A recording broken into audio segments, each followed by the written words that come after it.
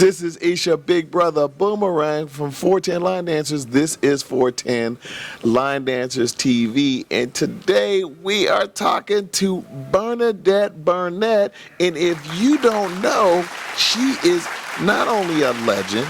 Do we use the L word with you? Well, yeah, I think they do. They got a whole show about you. It's like a whole show, the L word. That's her. Not that other part, but you know, the L word. That's you. I guess. Okay. Yeah. The legend, the original Dave Bush dancer. Yeah. Well, no. Well, no. Let me see. Well, okay. This is how it goes. Okay. Give me. Okay. So I'm not the original. One of the original Dave Bush dancers. I came in on the second round of Dave Bush dancers. So, yeah.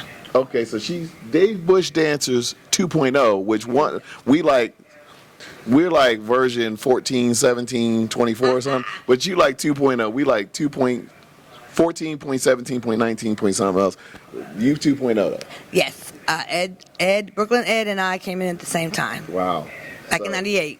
1998. This is 22. That means how long you been dancing? 24. Well, I was line dancing before I became a Dave Bush dancer. So back in 93, I started line dancing. Wow. She got 3 stacks in the game, 30 years. Next year, February will be 30, yes. Okay, so, you know, we got to ask the question everybody want to know. How many doggone line dances have you done made in 30 years? Okay, so back in 2014, I stopped logging at, I think it was like maybe 600. So you ain't got no 600 line dances. Yeah, I do, but they're not. But they're not released, and I have them on that. Back then, they're on paper, but they're in storage somewhere. But now, anything that I make now, I put on YouTube, and just it's what is it? Unlisted or what is it? Public or whatever. You can't see it unless I release it. So 600 plus. Yeah. Oh yeah. Okay. Yeah. That was. I thought you were trying to say you only had 600. I was like, don't be acting like that. No. I know you got at least 1,500. It might be, but yeah, back in 2014 it was like about 600, and so yeah, from that, yeah. Okay, so what inspires you to keep creating line dances? Music, and just the need to move. I have folks who send me music. My daughter especially. She's the number one. And then, you know, I might be somewhere shopping and might hear something. So I Shazam the song, you know, find the song, and then, you know, I'll just put something together. Or, you know, I might have the TV on, infomercials, whatever. Song come on, wake me out my sleep. I'm like, okay. I just feel the need to put something together. So yeah, it's just the need to, the love of music, the passion, because you know I started off playing music back in middle school. Okay, so one thing I did want to know is, first of all, I mean, and I've had this conversation off camera about other folks, but do you feel like some of the newer folks who come in the game really appreciate what your contribution is to this? I would say it depends. You have certain folks in the game who maybe, let's just say, not so positive. So they tend to follow what their leader instills in their mind. But then you have some folks who just come in the game and they're teaching, and they let people know, hey, this is one person you need to, you know, get to know, learn her dances, and, you know, so they have that respect. So it just depends on who their leader is, so to speak, I guess. Because, like I said, everybody's not positive in the line dance community, and it's sad, but I've seen some things in 30 years. Trust me. Okay, even though everybody might not be, I mean, I don't think everybody there's nobody who likes everybody or anybody. I think everybody got somebody that don't like them. But even with that said, though, that still doesn't mean that people don't respect the work that you put into this. Or do you think differently? For the most part, yeah, they do respect. I mean, there's been a couple of incidents where, you know, where the respect was lost on the floor. But I kept my cool, my composure. But, yeah, for the most part, they do respect, and then, you know, and then I just go with, I just roll with it. I mean, I have no time for that, you know. Plus I have folks, you know, like my BFFs and, you know, my folks that have been dancing with me for years, you know, they keep me grounded. And, you know, sometimes every now and then I might, you know, want to clap back. But, you know, they talk me off the ledge, and, we you know. human. We human. Well, right? yeah, I mean, but after almost 30 years, you just get tired of it. You just get tired of it. But one thing I do want to say about that though, because you know, I do understand the frustrations that come with people that are coming for you. But what I see, and I'm just going to say because you know Big Brother does watch, I do see that there are quite a few people, in my opinion, who follow your lead. Now, how do you feel about people who follow you? Do they reach out and acknowledge you when they do it? And what's your thoughts about that? Oh, they do, and I appreciate them. Trust me, I appreciate everyone. I feel blessed and honored to have folks who just want to learn and just enjoy watching. I mean, I have folks that I don't even know come up to me and say they watch the YouTube channels and they learn from me. So that keeps me going, and it just lets me know that although you might see certain things on social media and you might not think they're watching and people support you, the masses are bigger than those, and there's always someone watching. So that's what keeps me going from when I go to these events and people come up to me and tell me, and that's my encouragement and keeps me going. Yeah, I think that if you're not careful, you can get yourself caught into listening to a few and not the masses, which is why I wanted to ask you about that, because I really want to make sure that you understand that the community at large, to me, has tremendous respect for what you do. Even if you don't necessarily see that, but you need to know, I'm saying it, I'll say it on camera, we have tremendous respect for your work. Yeah, I appreciate Tremendous respect for your work. You did not get a lifetime achievement. I don't have one. Oh.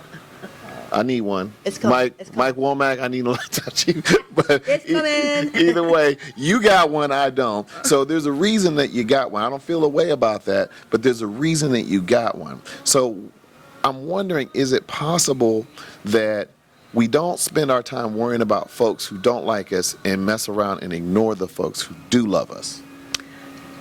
I just want to add, I actually have 2 lifetime achievements and 1 Keeper of the Culture Award. Hold on, I'm over here shorting you. Hold on. 2, wait a minute. You 2-0 on me plus 1-0 on the keeper. Wait a minute. You 3-0 on me. I ain't got none of that. And you over here talking about people hating on you. Of course they're going to hate.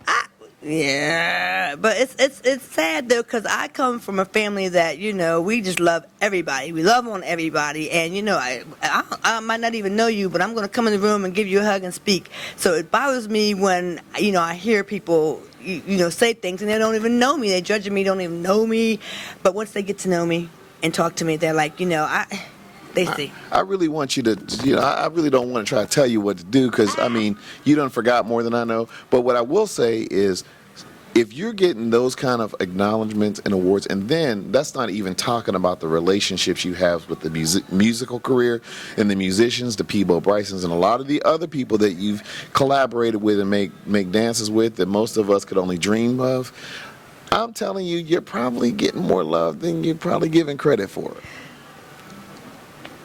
I would agree. Okay, so we're gonna get Bern to stop talking about all these people who hating on her. We're gonna start getting her to talk about these people who love her, because people love you just like they love Brooklyn Air. They love you, Bern. So I really want you. People don't like anything. There's gonna be minutes and times that they may not necessarily like you doing this or saying that, but that does not mean that they don't love you. I really want you to get that. Okay. I hate to actually have to say that, but I know. Sometimes I need to hear that. It needs to be reinforced sometimes, every now and then. So thank you for that. So there's not only that, I wanted to also talk about what you're doing in Philly. There was a dance that I saw Ray Boy do. He said there was a collabo that was really brought together by you.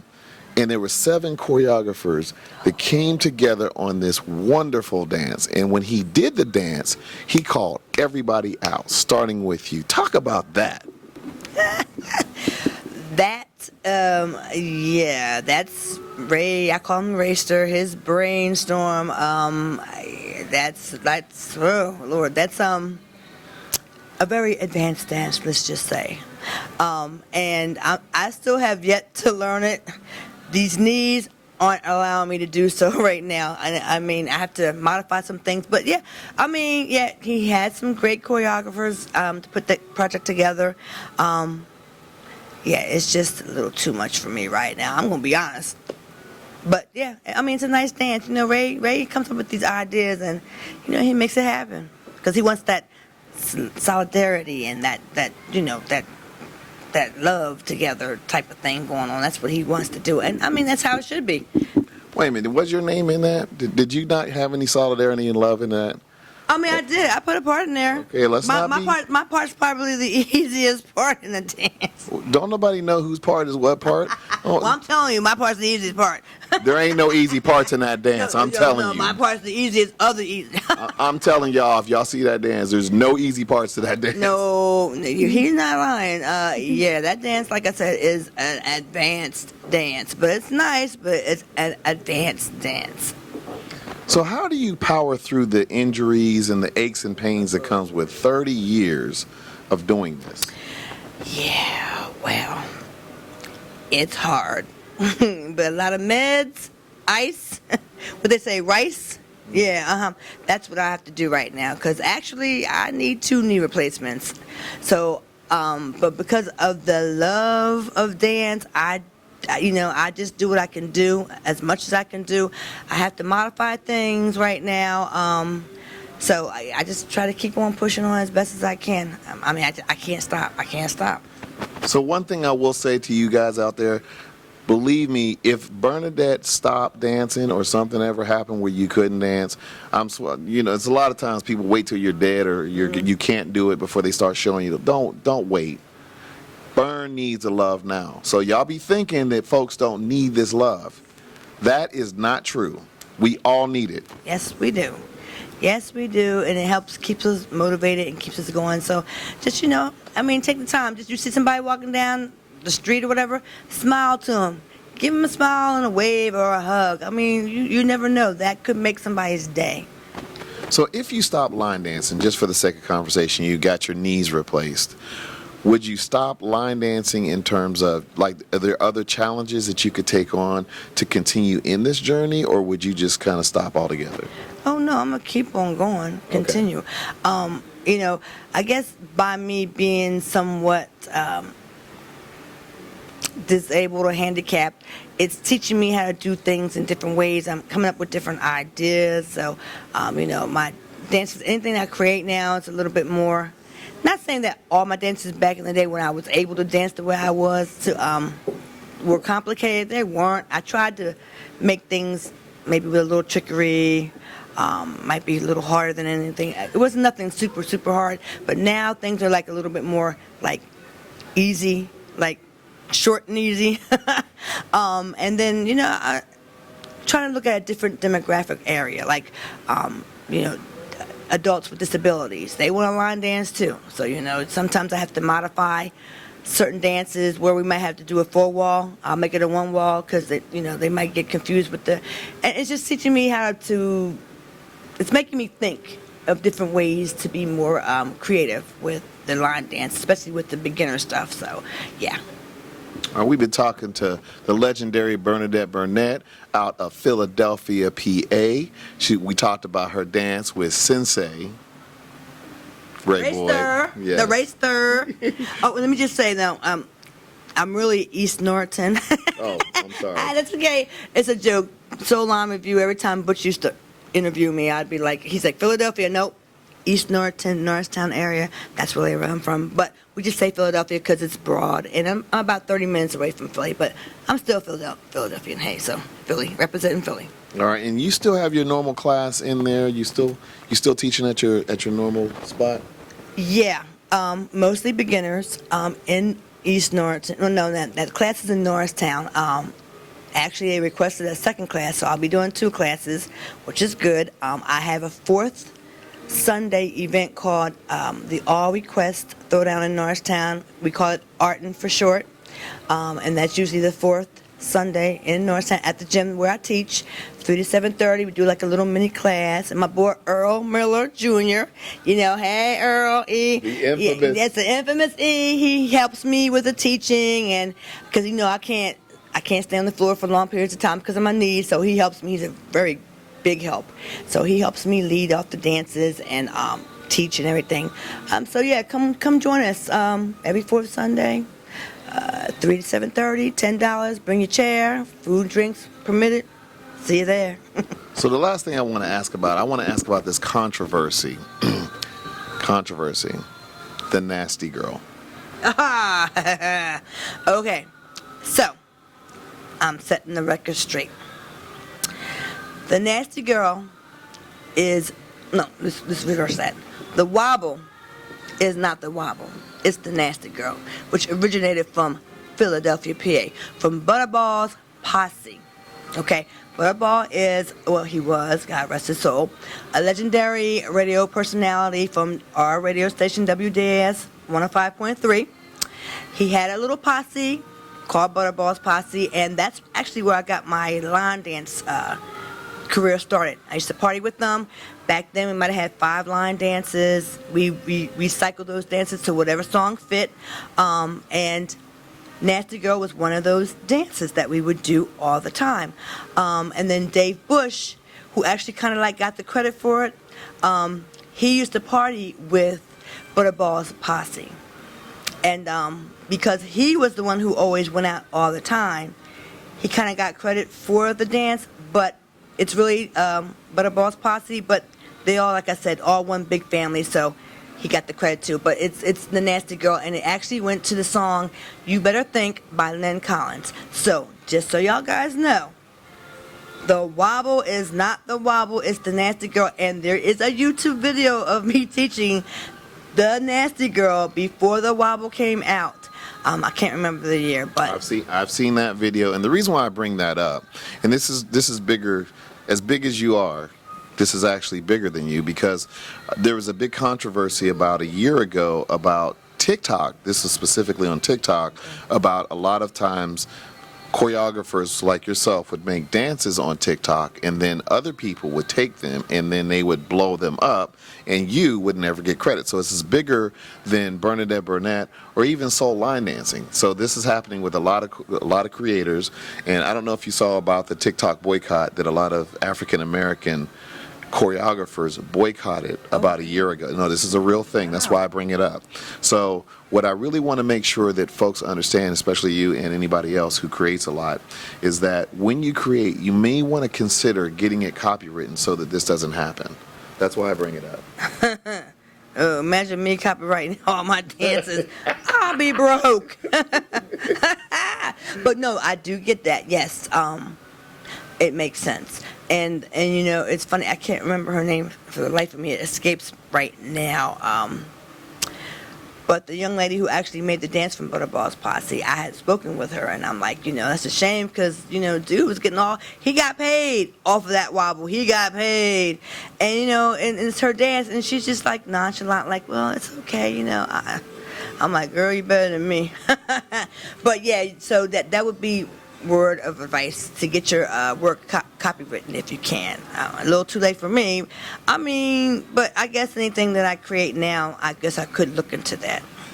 Well, I think for all choreographers, it is something. There was a actual boycott for one day on TikTok, so that's a real thing. Okay. It happened last year. It was mostly African American choreographers who were in that. So it was not line dancing. It was dancers all across.